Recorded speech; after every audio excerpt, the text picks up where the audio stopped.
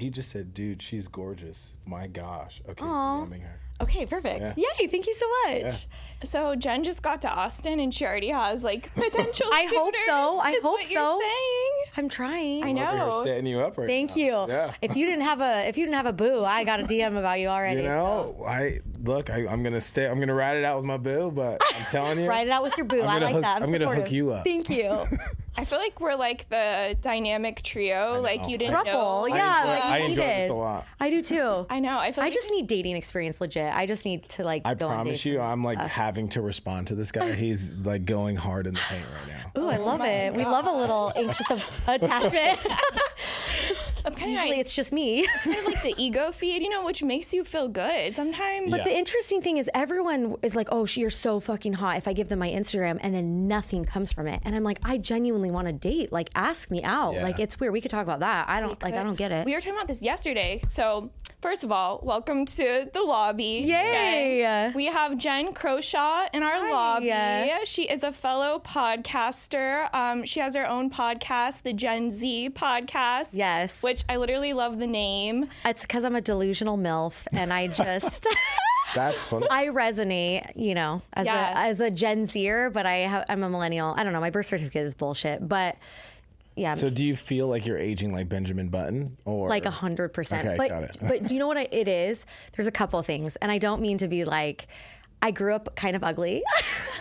So it gave me a really good personality. I was for sure the ugly duckling. It's the best place to be because Absolutely. when you and then living more authentically into my purpose and who I am has really changed my aura and my look. I don't look sure. like how I was, but it's because I'm living authentically finally. You look back at pictures and it's crazy. I have like two comments on that because there's two things that I've experienced that are kind of directly connected to it. One, never got my eyebrows done until I was like 27. Was it life-changing? I looked back at pictures. I was like, none of you were my friends before. My eyebrows were horrid. Yeah. Horrid. Yeah. So that is one thing. But then the other is, honestly, I had terrible acne in high school. And I thought it was So hard. the worst experience when I was younger. And I use it as like a perspective change because it was actually the most it was like the healthiest thing for me because I was able to really see the people that were there for me to actually be Absolutely. a friend, Yes. to actually be in my life versus people that wanted me to be there to benefit their party, Yep. to benefit a moment of like having the hot guys around them, or Yep. whatever the case was, right? Totally. And I really got to see through people, and I Yep. think it helped me to create this like internal compass Yes. of deciding like who's healthy for me and who's not. Yeah. Yeah. Well, I think there's something really beautiful about being a late bloomer anyway. Absolutely. Oh, yeah. And that's what I love about you is because you do have such a young energy to you, Yes. and you're so amazing beautiful. Yes, you look it's so young energy, but it's the weirdest thing, and I'm friends with all the so I'm a hairstylist in Las Vegas. I also have a podcast that I try to do out in Austin, but at the salon, I don't resonate with the girls that are my age. Yeah. I am that way. So I have the wisdom of like living that long, but like I'm not. Like I'm with the young girls. And it's just cute. We like call each other age gap couples. Like, and I just sure. hang out with them and no one would even know, but it is a little weird when like the younger, like I do like younger guys, but when the really young ones come up, I'm like, ooh, these are your Tough. girls. Yeah. But I know I look a certain way, but I'm not. I'm a little too old for you, my boy. No, it's tough. Like you may get caught up with the right one. You know. Maybe I'm hoping. Well, we just watched Jenn get really excited because we always say that we keep our podcast pretty Austin based. Yeah. Yes. And you're like kind of like dipping your toes in Yes. Austin. Yeah. And You're our Roger. first. Yeah. Roger and I were laughing because we brought you into the collective gym here to podcast with us. Yep. It's a lot of hot, attractive men. ridiculous. And I don't even pay attention because I'm so used to being here. But I'm like, Jenn, this is new. This is like Jenn's new playground. Yeah, I can't even that's funny. focus. That's true. I don't know why does Austin have so many beautiful people and so many hot guys? The craziest thing is I look like y'all's bouncer. Like we walk You're in a here, good-looking dude, and Roger. everyone's looking at me like, why you with them? I'm like, hey. No. We already took Jenn. We went to dinner with Jenn and we took her to what's that burger spot? I always fucking Not a damn not chance. a damn chance. Okay. I always say can I have a not a goddamn chance burger? They Ooh, I look at me like, they're like, what? what? Best burger of my life, no joke. yeah, Thank it's you for good. taking me. It's really It was incredible. So good. We were talking about that this morning too. I'm like, I want another one. Oh my gosh, it was. I think it's worth the hype. Is it Michelin star? Yeah, the Michelin I'm not sure. That's what you guys star said. chef. Yeah. And his like friend who was a skateboarder like came together. They prepped this burger for like 2 years. Stop. Yeah. Wow. Genuinely. Yeah. Incredible. And I mean, I feel like we were all getting hit on when we were together last night. It's like there's so many like beautiful. There's just more opportunity. I don't know. Listen, I grew up in Vegas, and I was born in Seattle, but I was raised in Vegas since I was 9. Where in Seattle? Federal Way area. Okay, which so I actually do know Seattle pretty well. Really? Okay. Yeah. Every time I say Federal Way, everyone's like, "Oh." This hat is actually a Seattle hat. Shut up. Yeah. Everyone's like, "Oh," and I was like, "Is it ghetto?" And apparently, where I grew up was ghetto, but I didn't know. Not. Whatever. No, it's just Federal like, Way. It's like, eh. Yeah. Anyways, I grew up going to like Mariners spring training, and like I actually. I don't want to be offensive. I gave big lesbian vibes for a while. Growing up, I played softball competitively. Wow. Yeah. And I was going to play softball in college. And then I broke my dad's heart. And I was like, listen. What position? Pitcher. Oh, my sister was a pitcher. Yeah. So. My sister did turn out to be gay. Really? Yeah. No, stop it. Stop it. Like, I'm shocked that you're saying that you were like a tomboy totally. Like, playing sports because you're such like the epitome of a girly girl. I know. I look really feminine, but no. That's my sister, though. My sister's such a girly girl. Yeah. I think I probably went like the complete, like I went way on the other because I wasn't, my dad played college baseball. I was his oldest. I don't think I really had the opportunity to even choose really because I definitely have the personality of like a cheerleader and a dancer. Yeah. But I also I was actually really good at softball. You came out, he probably gave you like a mitt and a ball. Absolutely. Yeah. There was like no choice. Like I was playing softball, and I was good at it. But by the time I was like, listen, bro. Like, I would like to be a girl. Yeah. Yeah. And I wondered why I didn't have a boyfriend. And I was like, So then. I look back, I get it. Did you finish high school in Seattle? No. So I moved to Vegas when I was 9. Okay. My dad moved for a job. Yeah. So I was raised in Vegas. Okay. That's like such an interesting place. People have a really weird perception of Vegas. Yeah. It's actually so interesting. So it's very like clubby party on the strip, and then outside of it it's like crazy suburbia. Wow. It's really hard to be single in Las Vegas because I have 2 kids, and you would never know. Yeah. I'm a mom, but I like to be referred as a MILF. And yeah, so I live in the suburbs, which is amazing, but it's like very family oriented. You'd be shocked. Like it's like really like chill, low-key, boring. So go ahead. I was so confused too because we were talking about religion. Yes. Yeah. And you were involved like so heavily in your religion in Vegas. Which I think would be shocking to some. Yeah, some people probably assume there is no religion in Vegas. Yeah, you would think there are a ton of. I grew up Mormon. There are tons of Mormons in Las Vegas. That's crazy. But yeah, Christianity. There are tons of religions. I know people get this perception of Las Vegas. Yeah. And it's like that downtown, but it's not. It's super family oriented. I think it's the same thing as like New York. I'm from New York. Everyone thinks I'm from like one particular place that they understand New York as, and it's like, yes, I may have been born there, but no, like there's so many other places to be raised. And same thing with Texas. Like everyone thinks there's cattle everywhere. Yeah. And now you may run into it, but it's not on every single street corner. Yeah. Like it's just what you may have set up in your mind as an epitome of a certain place. It's just not that. I know. It's so weird, like the like misconceptions we can't even have about places. Because when I start thinking about Vegas and you're talking about suburbs and you're talking about Mormon religion, to put it together. You're like, what? I know. I start thinking about that show Sister Wives. Yeah, and they were in Vegas for a while. Wow. They were in Vegas. Yeah. That's good. That's wild. Good. Yeah. Isn't that crazy? Yeah. That's my connotation with it, though. Well, yeah, I think it originated with polygamy, and then like the mainstream Mormon church obviously stopped a long time ago. But that's so good. Do you know why they were in Vegas? Is it something with they were persecuted in the East, and so they all went west and settled west. Okay. So that's why you're going to see a lot of Utah is like the home base, but tons in Nevada, lots in California. They just migrated west. And then isn't there a lot of Hawaiians in Vegas? Okay, yeah, and there's a lot of Mormon. Hawaiians are Mormon. Yeah. Okay. So they call it. I'm glad you can connect this. Yeah, they call it the 9th island, I believe. Don't quote me on it. It's either the 7th island or the 9th island. Sure. I think it's the 9th island. But yeah, Vegas, tons of Polynesians. It's Vegas awesome. is like their New York City. Yeah. Yes. Yeah. Yep. Totally. Wow. Okay. Wow, that's amazing. Lots of Polynesians. Yeah. Yeah, you were married for a long time. It still so like throws my mind that you have like 2 kids. I know. Can't believe it. I don't buy it. I know. I think you're lying lived every this second. whole life. I know. I feel like I'm in like 2 different timelines, Yeah. really, which is, it's just weird. Yeah. So I got married really young. I grew up super conservative. How'd y'all meet? Church. Got it. Yeah. And we followed the religion and got married. We saved ourselves for marriage, which, I mean, it was great for then. I will never do that again. Gotta ride that boat. I mean, luckily it worked out. I do think it's insane though to make a lifelong commitment without doing that. But luckily it worked out for me. But I mean, I know a lot of people who it doesn't, you know. I got married super young. I was with him since I was 20, and we got divorced. We were married for 14 years. And yeah, I mean, we're still good friends. We both left our religion together, so we did that before. It's funny because growing up in the Mormon church, they kind of tell you like if you leave, you lose everything. Yeah. And what ended up happening is we did leave, and what it looks like to the outside is we did lose everything, I guess. We got divorced. So much more.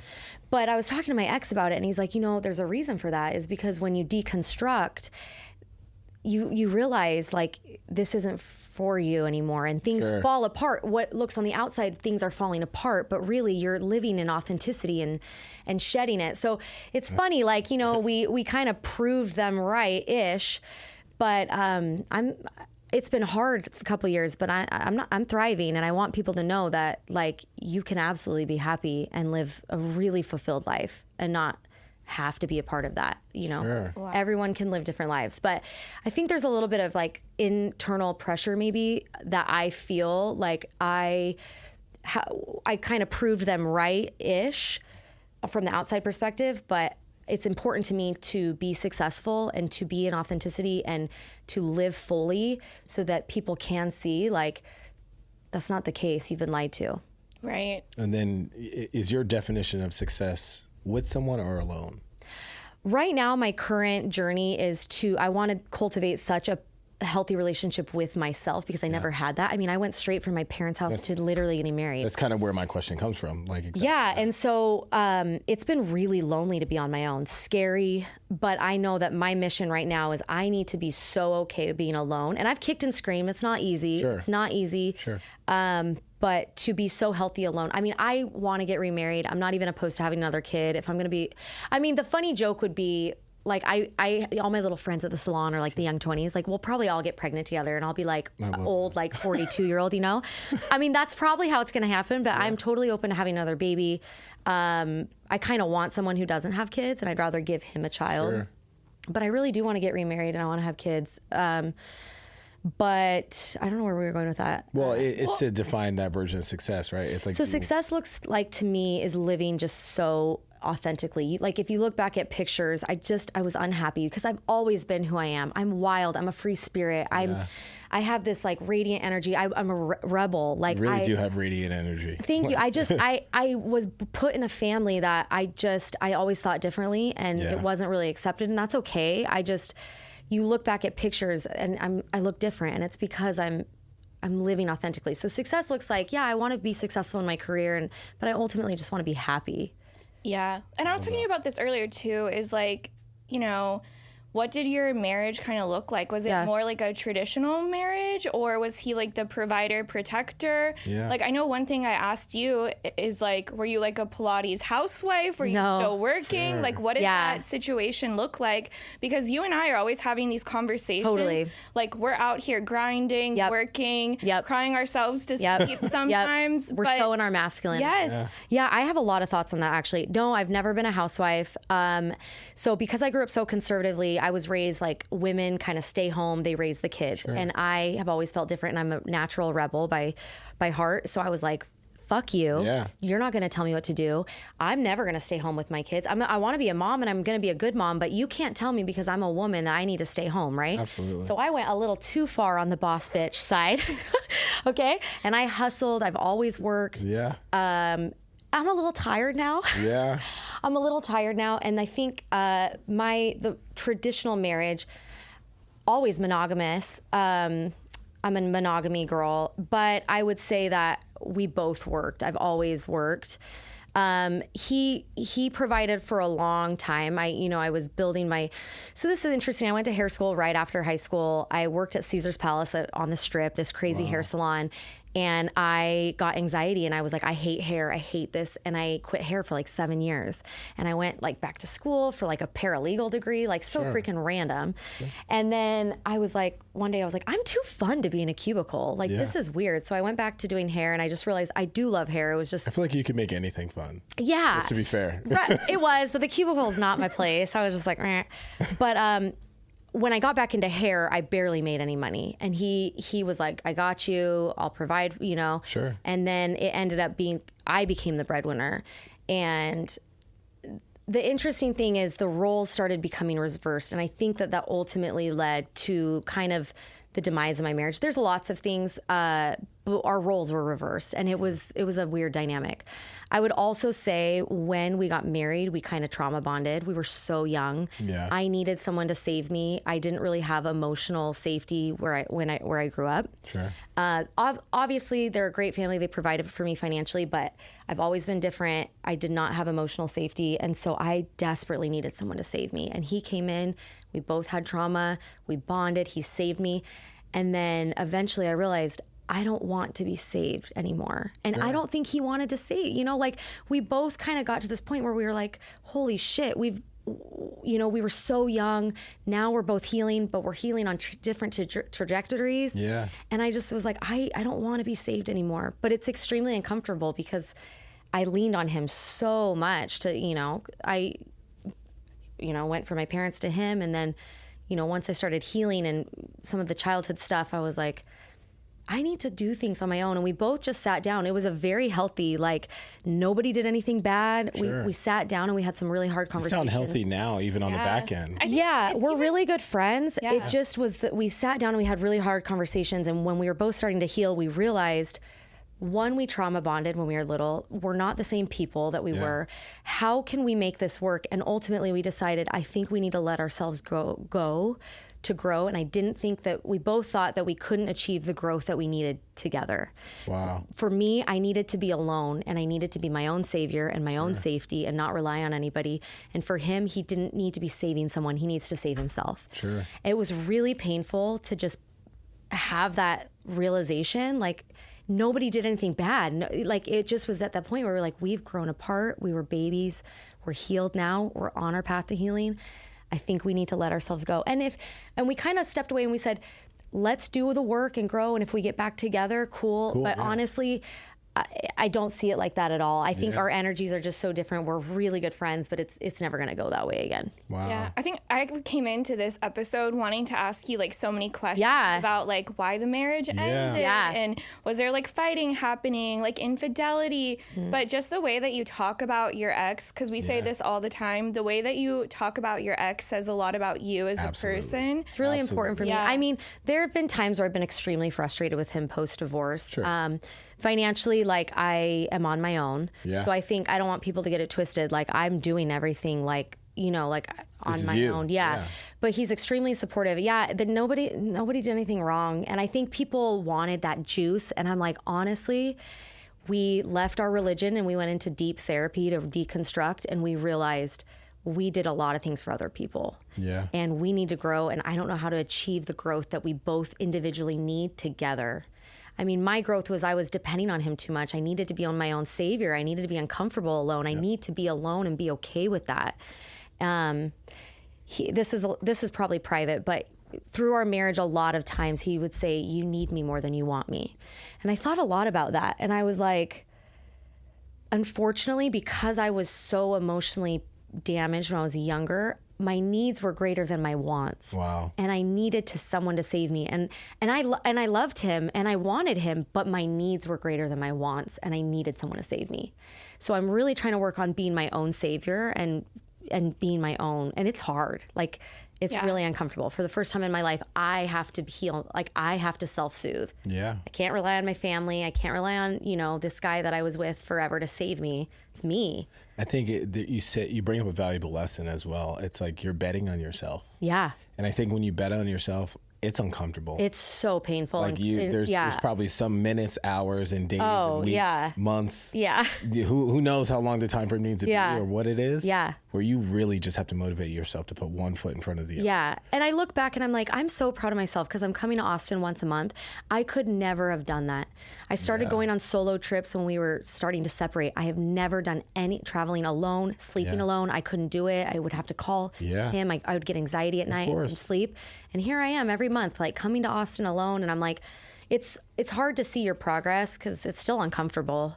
But I'm like, damn, you're doing it. Okay. Yeah. And that's like, I feel like I could be wrong, but it seems like part of your healing process is like podcasting too, and really doing that for yourself. Yes. So is that kind of what motivated you to get into podcasting? Yeah. Originally, I've always my personality has just always been so big. Like I feel like there's something bigger. Like I needed to be out there to talk to people. I do hair. Like we have two guests here because your personality is so big. No, and I do hair and it's really fun and I interact with my guests. And then I started making like goofy reels on my Instagram and that brought me joy. But originally I started the podcast as like a creative outlet. I wanted to talk about, going through a divorce, people are so shitty. Like, I'm sure. People are so stupid. And actually, I'm like such a loving, like fun, kind person. Going through a breakup, people are shitty. So a divorce, I can only imagine. I hate people. And I hate saying that because it's like... Because then again, you still love people. Ugh, yeah, I guess. No, I just... I started it as a way to be like... like it's a cathartic healing experience. And I wanted to talk about like getting divorced and people and like, stop giving unsolicited advice. And then, in the dating world, and then I want to kind of niche down more into dating, but like life and funny. Sure. I don't know where it'll evolve, but I'm really excited and I want it to just keep going. And I'm just kind of giving myself grace to like let it evolve naturally and just. Well, I'll kind of piggyback on your question to where I feel as if your podcast and like asking more about it, you're one of those podcasts where I listen to it and yours is like a journey. Yeah, it is. And I think it's going to evolve. It's going to be very interesting to where it ends. I wish the niche or niche was the answer was journey, right? Like if you could put like what type of podcast it was like journey. Yeah, because people are like, what type of podcast? I'm like, we talk about healing. We have a little comedy. We have a little pop culture. We have dating. We have divorce. Like, I don't know. It's a lot. It's just life. You know what I think it is, though? It's you. Yeah, that's what it is. It's authentically you. And that's what people are going to resonate with, And I think that's what's so cool about it. And, like, your experience is so good for people to hear because getting married so young, I'm sure you weren't even on dating apps ever before never. The divorce. Never. I barely had any dating experience. I think I had like one little boyfriend in high school and it barely was anything. Yeah. So that's terrifying. Dating apps are wild. Like I don't even So I've been divorced for 2 years. I've been trying. I'm like, I go, like we talked about it yesterday, like I go like ebb and flow. Mm-hmm. Right now I'm off of them. I don't want anything to do with them. I'm exhausted. I'm just like, catch me in the wild. Catch me in the wild, boys, please. So you heard it here first. Catch me in the wild. I think they're already trying to. I'm receiving DMs as we are literally. He got one DM, guys. But honestly, I'm open. He's on it right now. I'm open to all the DMs. Send it to Roger. She is single, so. I am single, yes. It's different too, because usually Cass is like, hey, for anyone that's single, I'm here. Yeah, holler at your girl. Yeah.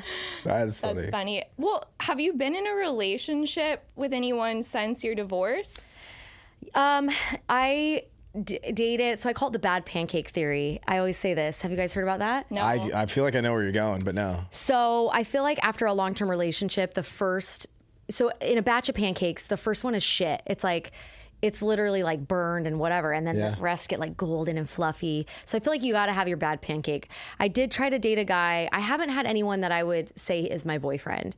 I dated 2 guys maybe consistently, one for 2 months, one for a month. No. Look at you. Yeah, I wish. Roger, no. That would be awesome. We also talked about I don't have a roster. I just am not that girl. I would rather just pour my energy into one person and then when it's done, move on.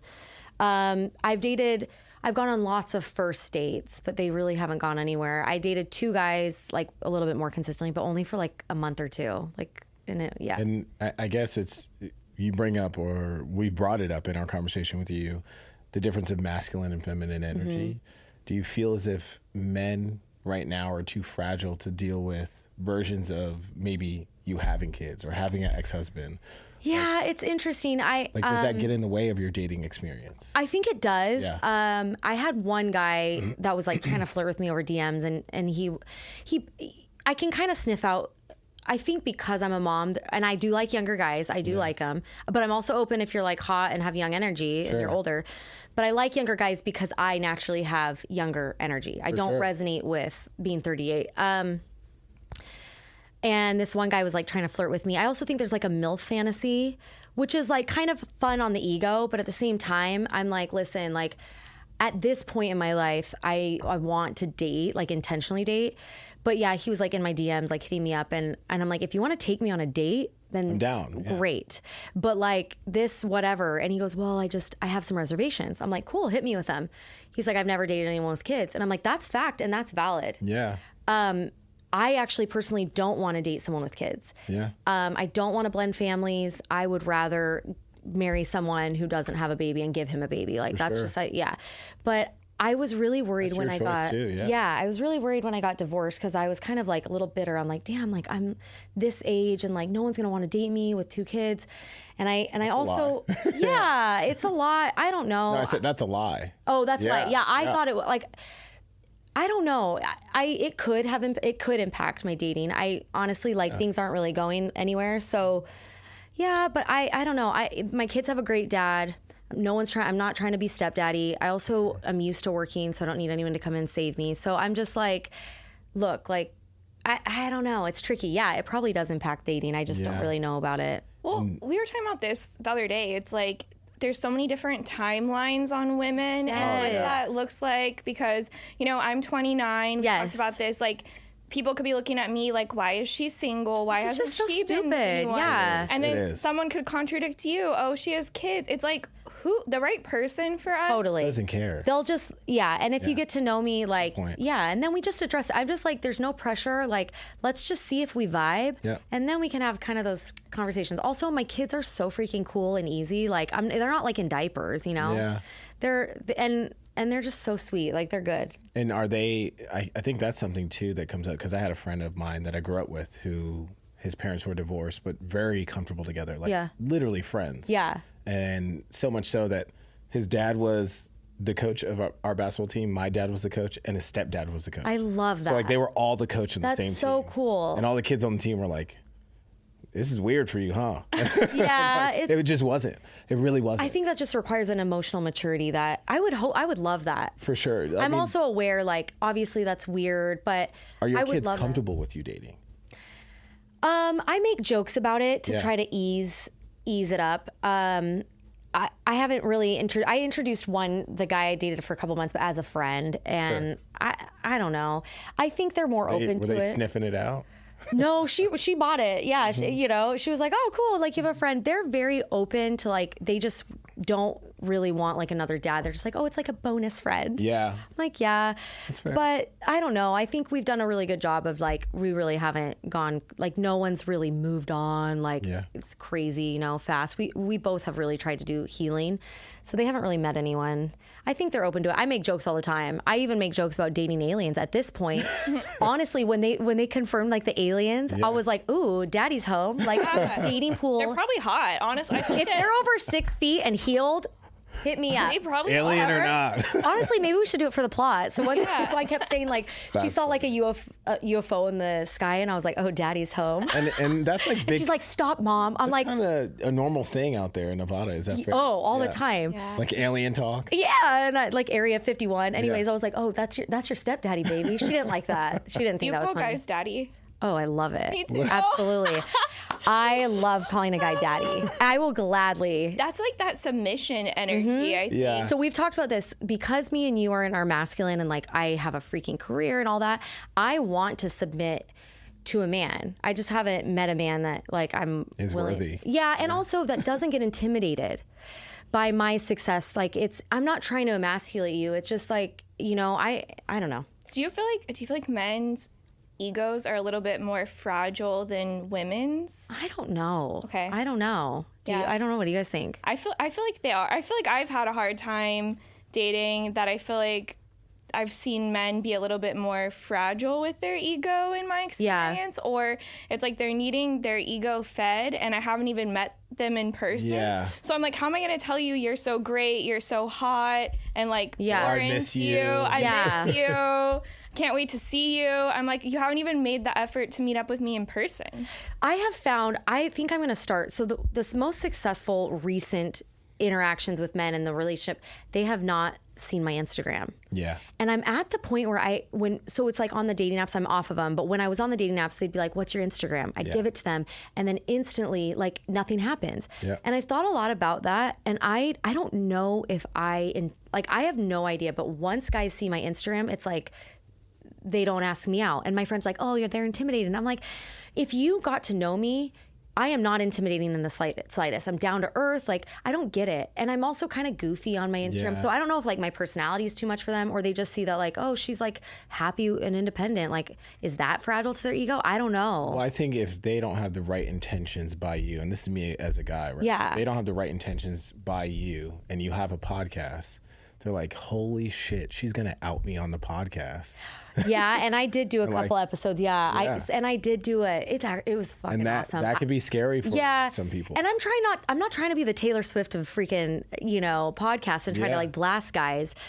But I did talk about one time my first interaction with a man post-divorce. He had a broken penis. Well, that sucks. I mean, there is no. I know. Like, I know. What do you do? Even my slutty friends were like, they haven't had the pleasure. What do you do? have.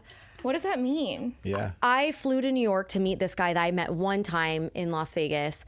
And I don't know what I was thinking. Anyways. But like, why wouldn't he tell you in advance? He told me the day after. It was freaking weird. I was so uncomfortable. It was just weird. And something was not right. And I was like, what the hell? And then the next day he's like, oh, babe, did you know that I broke my dick? And like with his British accent. And I was like, what? I can't believe I've even talking about this on the podcast. I did an episode about it, but I was like, what? And he's like, oh yeah. He goes, I went to Ibiza with the boys. And he's like, I was doing so many drugs and I couldn't get it up. So then I took a Viagra and then I had sex with this girl for 5 hours and then broke my dick. And I was like, what? And like, let me just give you this picture. Jenn Crowshaw, I grew up Mormon. I'm like, why am I with this guy? Yeah. Like, I don't even drink, So I'm just like, what? Is this the first guy post-divorce? Uh-huh. Yeah, that's and there's no other reason why that had to have. I wish you would have seen my eyes. I'm listening. I'm like, what? There's no other reason. It had to be for the plot or the podcast. Like, there's no other reason why that would happen. I'm like, what? There's a level of divine timing with that one. That's like, you think the grass is greener sometimes on the other side. Like, one of my relationships, as soon as I got out of it, the first guy I hooked up with, he was so well endowed. And I was like, wow, like, I've been missing out. Like, not realizing not everyone is like that. Yeah. Right. Like, I just got lucky with the first one, I do want to say something. I don't want people to think like, oh, I got divorced and I think the grass is greener. I never, ever, ever was doing that so that the grass is greener. I don't think the grass is greener. I think the grass is green where you freaking water it. And that's what I was going to say. It's like, you don't seem that way. No. But I think your point is so valid. Yeah, absolutely. It's valid. But I didn't get divorced because like I wanted to like go party and like have fun and like whatever, experience that. But yeah, the grass is green where you water it. And it's I don't tough. know. Maybe not the broken dick. No, I was gonna say it's tough because like that's not true with that guy. That guy was trash garbage. Yeah. The minute I left, I was like, block. I don't even know. Like that was, and I was like, you know what? That's cool. That's for the plot. It had to have been. I don't know. That was crazy. I'm like, you can throw some water on it, but I don't think it's gonna fix it. I'm like, take another Viagra. Oh no! Me and him I was like, we're gonna be cool friends this whole weekend. Like we're not. And I wasn't in my villain era. It went from like hug to like. I was like you dap him up. Yeah, I wasn't not in my villain era. I was so nice. Like this, if that happened now, I'd be like, pound sand, bro. I'm doing a solo trip in New York. We had like 2 days left, so I was like, and luckily we had separate hotels. Thank goodness. But I was like, all right, so go home. I'll see you in the morning because we have like some tourist things to hit. Like I was still like. I was so nice. Yeah. And I hung out with him the whole weekend, like as friends, because I was like, this is freaking weird. Yeah. We like didn't vibe at all. It was just it was like. I like how you said villain era though, because sometimes I'm like, yeah, I'm in my villain era. Good, but yeah. I'm like, am I really in my villain era? No. Or am I just having boundaries? It's boundaries. For one? You're not in your villain area. It's just you have boundaries. Yeah. I just was so nice that I was like, oh, that was uncomfortable. Okay, we're going to compartmentalize that. And we have we have all these things that we need to hit. Have ice if you need. Well, it's nice that like you had your own hotel room. Yeah. Thank goodness. That's if you're ever going to travel for like a person, you need your space. Like, I don't know, if things get weird. You just don't know what you're walking in on. And that was just a dumb judgment call, like on me. I think I was just like, oh, that would be fun. No, at the same time, it's kind of smart. Like, because I know people that have met up with other people in another city. Yeah, like stayed. And they stay with that person. No. I think you made the right move. Someone gentlemanly, if they can afford to and they want to see you, they should. They absolutely should. Yeah. If you want me to come, which I'm also down, I like to come hang out, but I love to travel. But I have to have my own place. That's like awesome. A mutual respect kind of situation. That's so. Yeah. That's like one of those learning moments for me where I'm like, if I ever am in that scenario, you have to. I would offer that. Yeah, that's you need smart. to. Yeah. And it's just weird, like cohabiting, like. You got to poop at some point. Like, it's too close. It's too close. Just like, give me my own space. Yeah. You know? I'm weird about like personal space. I don't know if you are, but like there's a guy I've been dating. He took me on 2 dates. Okay. And he's like trying to come over tonight and like hang out. Like, he's like, I want to do something chill. Oh, yeah. And I'm like, well, we know what that means. I know. But for me, like, I know. Cass is like, For me, like, literally, I feel like someone coming into my space is the same as them coming inside me because it's so, like, my personal bubble. Good for you. I would rather have them at my house, though, than going to their house because it makes me more comfortable. You feel more safe. Okay. Mm-hmm. More safe. Yeah.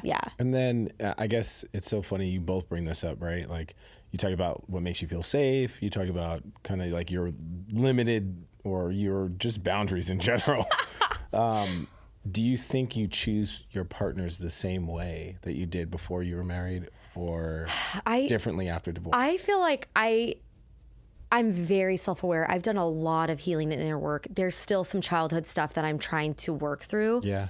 I have noticed that I'm attracting emotionally unavailable people, and that brings me to pause and wonder if I'm actually emotionally unavailable. Oh, wow. Or it's the universe being like, you still haven't healed some childhood wounds. You are not going to get people that are... sometimes I'm like, damn, I'm being like divinely protected because things are just not working out. For sure. And I'm like, okay, I'm not attracting... I'm aware. I don't want that. I can see it in partners and I'm like, I'm not repeating cycles. I'm not going to do that. Good. Yeah. There's, I've come way too far to like settle or to be in the same situation. I'm not going to do that. Yeah. Good. But I am attracting weird, emotionally unavailable guys. Yeah. So if you're emotionally unavailable and you have... Don't DM her. No, DM me. I'll heal real fast. They say that like who you're like dating sometimes is like a reflection of how you see yourself. Yeah. So, I mean, I've had the same situation happen where I'm like, am I loving ourselves? I don't think so, because if you look at you and I feel like we're both women who do pour into ourselves all the time. So I don't think it's that we're not emotionally available. I'm aware I have childhood wounds of wanting to be chosen. Okay. Yeah. And so Do you have brothers and sisters? Yes. Okay. Yeah. But it's very interesting. They don't have the same experience growing up as I do. I think I just was different. And so, And you were the oldest. Mm-hmm. Yeah. And And now as a parent, I realize you don't have a blueprint or manual. No. So. But you were the lesson child. Yeah. Yeah. So I want to be chosen, and I find that, or I want to be fought for almost. Mm-hmm. And I realize where that's coming from. It's more of an anxious attachment style because it's like a childhood wound. For sure. So I'm trying to be more secure. I feel like that's kind of feminine, though. Yeah, it is. Yeah, it is. Because we don't want to be the pursuers. We want a man to choose us. You want to be courted. Exactly. I want to be courted. Yeah. But I do realize that, relationships are a mirror. So I'm like, okay, you really want a guy to choose you. You're not choosing yourself. So what does that look like? How can I turn inward and choose myself? Yeah. And I think still meet somebody. Yeah, but I think right now it's I'm still just trying to work on I choose you, Jen. I choose you. I'm trying to repeat to myself I choose you. You're freaking awesome. Things like that. But I think they're a mirror. So. I remember when I was a kid, I would always I was oddly introspective, and I would look at things just very differently. Yeah. And I would always look in have either of you seen those couples that walk around and you're like, okay, one person is blatantly attractive and the other person is blatantly not attractive. I know. I never want to be in a couple like that. I want to be like, I want them to be like, damn. And then sometimes Barbie and Ken back. Yeah. Yeah. Sometimes power I wonder, couple vibes. I'm like, is that person either that confident in themselves or is the other person that, do they lack confidence in themselves that much that they have to? I think it's an energy. It's physical. Yeah. I think it's an energy thing. I hear you. I hear you. That's kind of where I ask the question. I'm asking for. Well, it's almost like pretty privileged too, right? Like we don't choose these human flesh cells, right? Like, for sure. So it's like if you're attracted to someone's energy, like even Jenn's energy is so beautiful. Like you can just feel it. Thank you. It's radiant. I had the last guy I dated. I learned a lot from him. He was more in his masculine.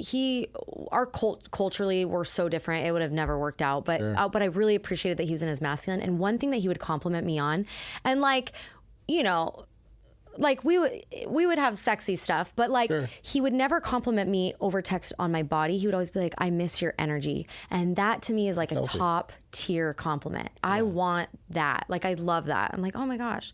That's awesome. But I think it's an energy thing. And yeah, I mean, or I don't know. It is fascinating though. Like if you'll see like someone like that's so attractive with someone that's kind of like average and you're like, how did you get them? Yes. But it's like everyone has different kind of absolutely. Like I could never be with someone I'm not physically attracted to, but maybe someone could, like, I don't know, like. Yeah. It's like something to ponder on, because like when I look at it, even from childhood to being an adult, sometimes I'm like, that's too much to think about. I don't want to look that way It anymore. depends on what you're looking for. Like if I just wanted a husband, I could go get a husband. Yeah. If I wanted a soulmate with that sexual compatibility, it's different, right? I also think like I try to give grace, because like for me as a mom, like I'm a little bit insecure about like just my body will never be, unless I have surgery to fix it, which I have had like my boobs fixed, which is great. But like my stomach, it's always a little bit, and I'm holding out because I don't want to have that. And I want to see how my life plays out. And if I get the opportunity to have a baby again, I'll do that and then get it fixed. Oh, wow. That's smart. Yeah. But I'm sure that could offer complications. I think it just get crazy. And but smart. It is like, I do get insecure because, you know, look, like I am ultimately a mom. I work so freaking hard.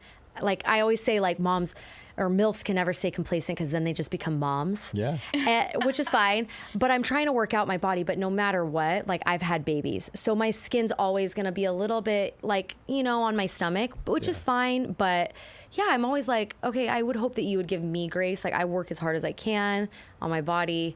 But at the same time, like I have had babies. I'm not going to be like a hot 24-year-old model, you know, or whatever. Do you feel like because I feel this personally, like a competitiveness almost as I've started to age into my like later 20s a little bit. Yeah. I'm like, oh shit, like I can't keep up with these like 22-year-olds anymore. And it's like it's kind of a mind fuck. It is. Yeah. Watching yourself age as a woman and then still be trying to date and find your person. As a male too. It's like, it's real. Roger, you're so pretty. I'm like, Roger, it's so rude. How do you wake up in the morning? Like, it's kind of rude. She knows I'm very ritualistic and routine. Yeah. But it's like a lot of things you're both bringing up where it's like that competitive spirit, I have that. Like, I'm very competitive. And then also the things, I know I'm not going to have that same lusty look that I did when I was younger, but there's certain qualities and things that I can really focus on and put my energy into where I'm like, I can do something about that lusty look. I was gonna say I am a big fan of doing anything cosmetic that you want to. Yeah. I try to keep it really natural because I think whenever you pour into yourself, like the universe rewards you. Like, like if you want to, I'm a huge fan of Botox. I think it's amazing. Yeah. However, I will say I have an energy healer in Vegas and she's like, you know, you can talk back to that voice in your head, right? And I was like, what? Don't fuck me up.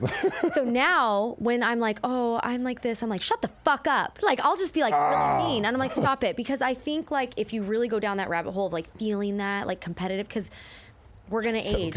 It's like, stop it. Yeah. And I've been trying to catch myself like, no, because I think if you have the energy of like deep self-love, you're like, I'm confident in who I am and what I have to offer. Like, like the younger ones, but they don't have the wisdom of like, and the emotional intelligence, you know? Yeah. So it's like you do offer aging is good. There's something get some sexy Botox about being a woman and not being a girl. Exactly. And like loving yourself a little bit more each year that comes with it. And I think also it's hard embracing like woman's body compared to being a girl's body. So like you see these really hot young girls, but you're like, oh man, like you haven't kind of transitioned into that woman body. And that's a level of self-love and acceptance that you need. But it shows up in other places in your life too. Yeah. That woman body is almost hotter though. I would hope so. I mean, like, look, I got some curves. Like, It's, I think as a guy, to offer the answer, I think there's a version to the answer where it's like, it's sadistic if you really do love and like focus your energy on that younger looking body and image. Versus like, hey, sometimes things happen where it's like you meet somebody, it is what it is. Yeah. Age gaps happen, right? But then there's a version of, yes, what you just said with self-love and what you talk about with the version of competition and just really working on yourself. When you see a mature woman in her power, that is, I mean, that's a thing of like radiant energy that you walk away and you don't forget. Yeah. So it's like you have an interaction with that person. And even if you don't interact with that person, you get a smell of their perfume or whatever it is. And when you come across that person, you don't forget. Yeah. So a woman in her power is a woman that is like, you control the game. I like the game that. doesn't control you. But I will say as a woman, like we've been conditioned to hate ourselves, like by society. Yeah. So no matter even if we're in our power, we have to fight those voices because it's always going to come up. The talking back is huge. Like I think that's... Yeah. She finally was like, you can actually talk back to that voice, right? And if you have to be so aggressive and be like, shut the fuck up, you stupid bitch. Like, I don't care what it is, but like it immediately is like, oh, okay. Yeah. All right. That's what's hard too about like being single and really sitting with yourself and your own thoughts. It's hard, You start being like self-aware of some of the negative shit that like comes up too. But like as a woman, like we've been conditioned to hate ourselves, you know? I'm in the beauty industry too. It's like that, Which is tough. Yeah. It is. So it's almost like how many times a day does somebody say, hey, look at this picture, I want to look like this? Yeah, and I'm like, what do you love about it? Because that girl is a size 0. Yeah. And she's 6 feet tall. And all that's a fake. Model. Yeah. I'm like, I can give you extensions. Yeah. Like what, I know. It's a little twisted. Yeah. Yeah. I mean, I think there was one thing I wanted to ask you. Yeah. If there's anything you could tell your younger self, like when you were in your 20s, like what would it be? Even in my 20s, I feel like you are enough. No. You are enough. I think that's always been the theme. Like, you are enough. And just because you are different than your tribe does not make you crazy or not good enough. You were planted to shake things up. And sometimes that's an isolating journey, and that's okay. But you're going to make it, and it's going to be okay. Love that. Yeah. Love that. And then I guess I'll follow up with that on a question we like to ask all our guests. Like, what's the biggest misconception about you that you would love to offer clarity towards? I look a certain way, but I am not that way. Wow. I think you would look at me and think like, I'm extremely down to earth. And I think it's because I grew up ugly. I don't know. No, I just, my personality is like a lot more like down to earth. I'm very warm. Maybe you can see that from my social media, but it's funny. Like I just would have people like, oh, they think I'm a certain way, or like I'm like a rich housewife. I'm like, what? Like, no, I'm just like, no, not at all. Yeah. So I think maybe my looks, I don't know, maybe.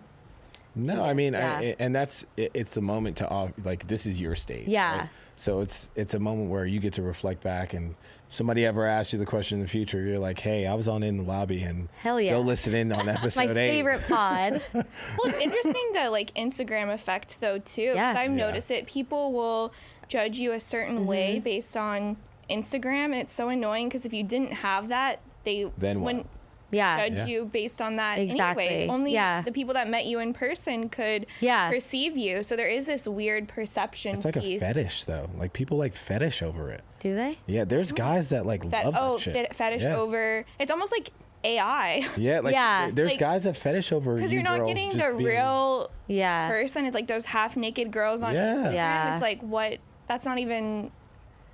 Okay, let's talk about that for 2 seconds. I think it's a huge red flag with a guy that I'm dating. I will look at who he's following on Instagram. Yeah. And if you're following like OnlyFans, and don't get me wrong, you do you. I love a good OnlyFans. I do lots of industry girls.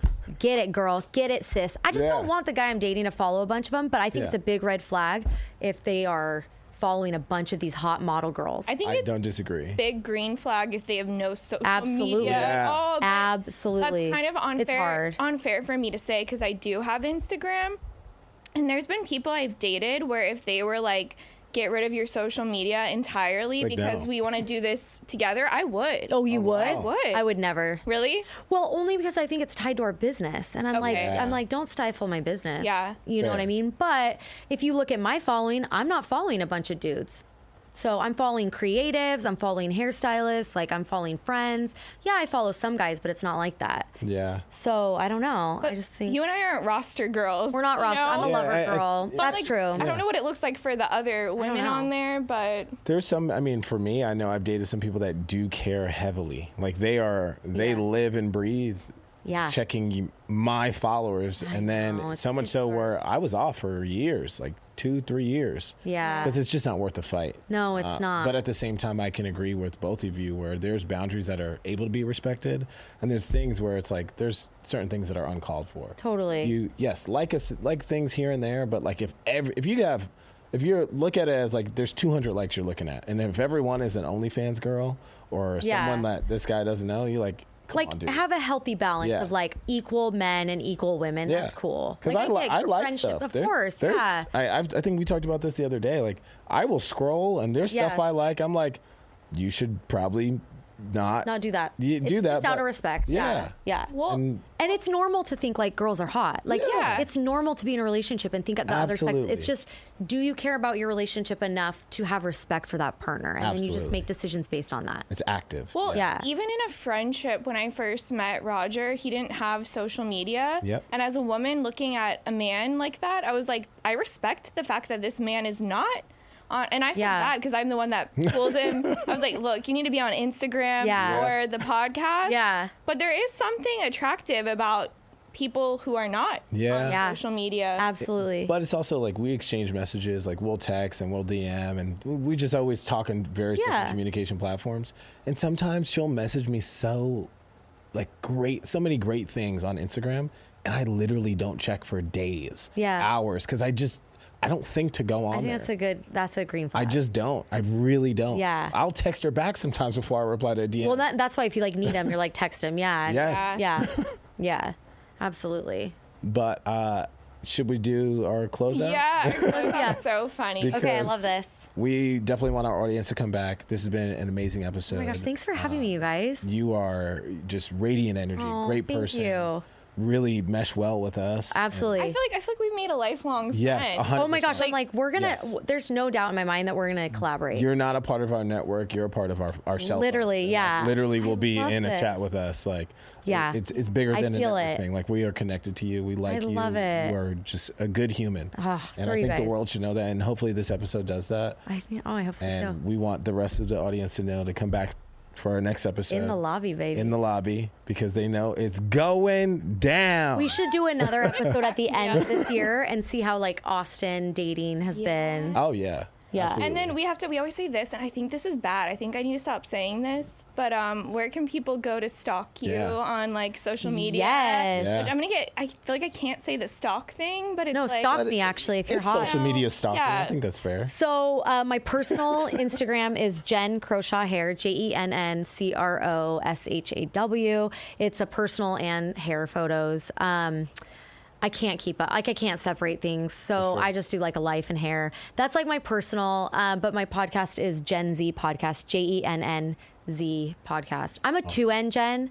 I have a theory on I'm a 2N Jen. It's one for nice and one for naughty. Ooh, I love that. And Yes. what's so cool too is because we've done the collab, people will have this episode in the lobby, and then we'll have another episode on Jenn Z. Yeah. There's a version of listen in here, listen in there. Yes, it was so fun. Yes. We're going to get some good stuff. Yeah. Well, thank you so much. Oh my gosh, thanks for having me, you guys. I adore you. Yeah, both. this is awesome. This is just the beginning. I love it.